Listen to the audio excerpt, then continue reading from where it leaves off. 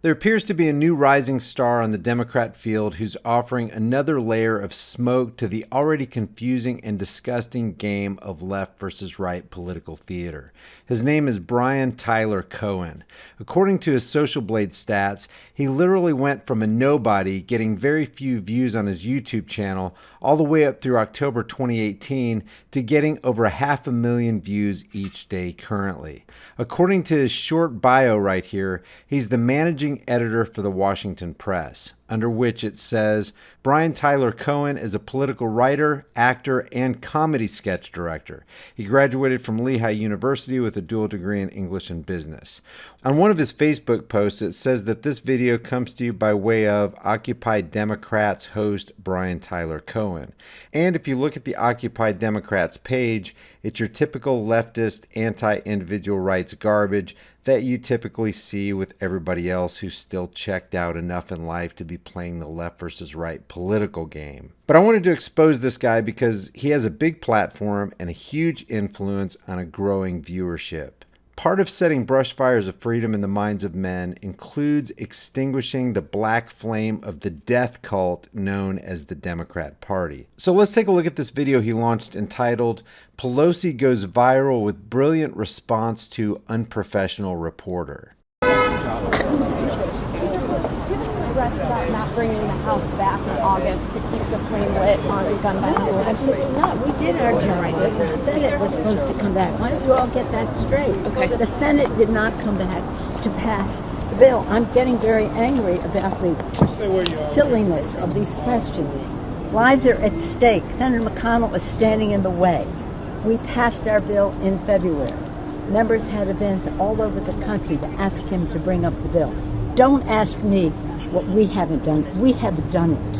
And if you are annoyed with my impatience, it's because people are dying, because Senator McConnell hasn't acted. Why don't you go ask him if he has any regrets for all the people who died because he hasn't acted. That anyone could ever look at any politician, especially Nazi Pelosi, and pretend that they care about people dying is beyond me.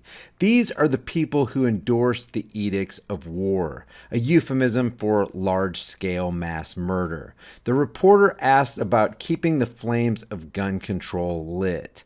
Gun control legislation, guys, is not about controlling guns or saving lives. It's about controlling people and acquiring power. To look to anybody in government to protect them and preserve their lives would be tantamount to asking a pride of hungry lions to watch over and protect newborn gazelles on the Serengeti Plain. Utterly foolish. So what does Cohen say about this? This is House Majority Leader Nancy Pelosi giving what can only be called a perfect response after a reporter asked a question that was either glaringly misguided or in bad faith. And that's because in the face of a slew of mass shootings in this country, the only reason no action is being taken is because of one body, the Senate, and one person in particular, Mitch McConnell. That right there should help you to realize, if you haven't already, that these people in Congress act as the ruling class, passing down their dictates to the peasant class who must obey the rulers or else. I don't want Mitch McConnell or Nazi Pelosi or anybody making decisions for me. And that's because whereas the House passed H.R. 8, the Bipartisan Universal Background Checks Act of 2019 in February, McConnell has refused to bring it to the floor for 7 months. Even in the aftermath of 2 horrific mass shootings in El Paso, Texas and Dayton, Ohio, McConnell rejected calls to reconvene the Senate to do something, anything, in the face of such endless carnage. If it wasn't so sad and destructive, it'd be laughable. This trust that Cohen and so many others have in dysfunctional government functionaries is as misguided as it is pathetic. But this is why this guy and others are so popular. People eat this status crap up. You're not calling people back in early for to address this gun legislation. Well, if we did that, we'd just have people scoring points and nothing would happen. There has to be a bipartisan discussion here of what we can agree on. And this is the Republican Party's entire playbook. A mass shooting occurs, Republicans offer thoughts and prayers but demand that we not talk about gun reforms while the families mourn, lest we get accused of politicizing a tragedy, and then they wait it out until finally the nation's attention is focused elsewhere. And they repeat this over and over and over and over. Even Trump has shown just how disingenuous he is about actually finding solutions, touting his support for stronger background checks immediately after the shootings, only to walk back that support sometimes on the exact same day that he voiced it. Before I play his clip of Trump, yeah, there is a solution to the problem of what they call gun violence. Get a firearm and learn how to use it. Empower yourself. Protect yourself. Don't wait for somebody else to come and rescue you. The best response is the quickest response. And the quickest possible response is your response. And you want to make your response count. Don't respond to a gunman by wasting your precious time and making a phone call to a police gunman who won't be able to get to you in time to save your life. Use that time to defend yourself with a firearm. That's the absolute best solution to this problem. As a matter of fact, it's the only solution if you want to live. Any other proposed solution is literally insane, especially if it involves asking politicians to save you. There's nobody more pro-Second Amendment than Donald Trump. That's actually a lie coming out of Trump's mouth right there. You can't say, I like take the guns first, due process second, and be pro-Second Amendment. But I don't want guns in the hands of a lunatic or a maniac. And I think if we do proper background checks, we can prevent that. Any background check is anti-Second Amendment by its very nature. They might as well call it what it really is, an infringement check. People don't realize we have very strong background checks right now. You go in to buy a gun, you have to sign up. There are a lot of background checks that have been approved over the years. Yep, and they should be eliminated. But he won't eliminate them. Why?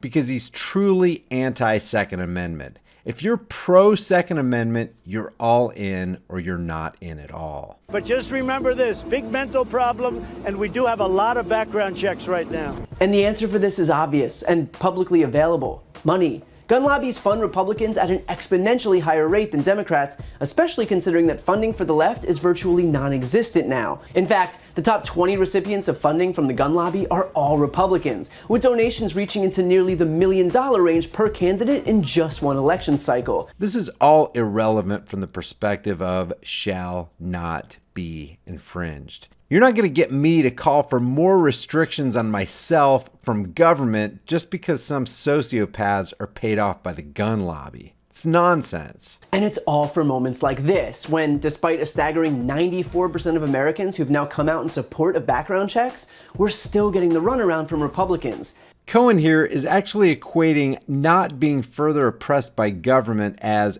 getting the runaround. It's truly insane. And they know that if they can just wait out the clock, the political pressure will eventually disappear, and they can go back to doing nothing and collecting their checks from those who profit from gun sales. Let's face it, there's nothing at all wrong with profiting from gun sales. But what he's describing here is corporatism. And by the way, this is why eliminating the filibuster is absolutely necessary. While it had previously served the purpose of making sure that the political party in the minority wasn't completely shut out of the legislative process by a party that could theoretically just have one more senator than the other, the Republicans have completely abused it, using the 60-vote threshold to ensure that zero legislation is passed. And the reason is simple. Republicans don't want anything to change. It's the Democrats who want to pass legislation on healthcare, on climate change, on gun safety reforms, on election security, on expanding voting rights. I don't know about you, but all I heard were euphemisms for more control, more control, more control, and less freedoms for the rest of us.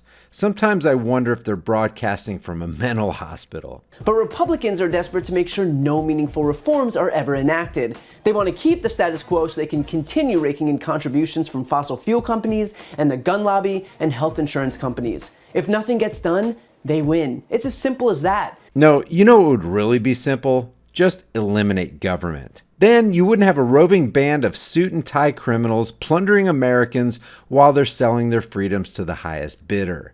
There is corruption in politics because politics, by its very nature, is a corrupt occupation practiced by corrupt people. which is why it's not only essential to win the Senate in 2020, but that the filibuster be eliminated so this country can finally see meaningful reforms enacted. So we can have a fresh new band of corrupt charlatans plundering our wealth and taking our rights. Smart. Instead of treating the chamber as a burial ground for legislation in the right's desperation to not change anything. And by the way, this is by design. Mitch McConnell has bragged in public that no legislation will make it to the floor, even going so far as to call himself the Grim Reaper of the Senate. Let me tell you this. If I'm still the majority leader of the Senate, think of me as the Grim Reaper. None of that stuff is going to pass. None of it. But with about 100 people dying to gun violence every single day in this country, with bills like H.R. 8 languishing in the Senate, it seems that by calling himself the Grim Reaper, McConnell meant it literally. Every politician is a Grim Reaper. Every last one of them. This Brian Tyler Cohen is just another clueless talking head peddling the poison of statism. And Brian, if you happen to be listening, I'd love to do a live stream with you so we can talk about your perspective from the perspective of individual liberties. Guys, the best way you can support my channel is by liking and sharing these videos with everybody you know. Also, don't forget to leave your comments for the world and the Google Thought Police in the comments section below. I'll see you guys in the next heavily censored shadow ban video.